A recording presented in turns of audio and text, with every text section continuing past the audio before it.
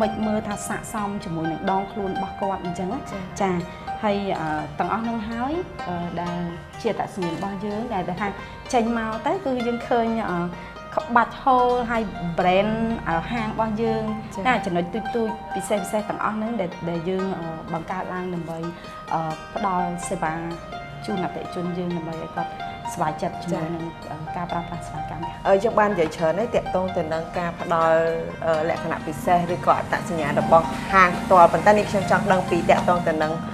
ហូលនេះផ្ទាល់ថាតើយើងផលិតនៅក្នុងស្រុកយើងទេឬមួយក៏យ៉ាងម៉េចដែរចា100%គឺផលិតនៅក្នុងស្រុកយើងតែម្ដងចាលោកស្រីមានខាង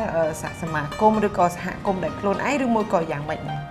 ចាតកតងជាមួយនឹងក្រុមការងាររបស់យើងតកតងជាមួយនឹងហូលចាយើងមានកៃតម្បាញផ្ទាល់ដែលគាត់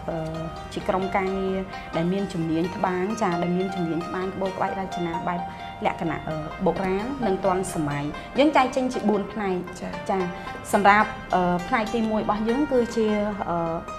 ហូលដែលយើងបង្កើត brand នៅក្នុងហាងរបស់យើងហ្នឹងចាជាក្បាច់ប្រចាំហាងរបស់យើង 70% ហ្នឹងគឺមានក្រុមទី1ចាហើយសម្រាប់ក្រុមទី2គាត់ផលិតហូលដែលមានលក់នៅលើទីផ្សារតាមតម្រូវការអតិថិជន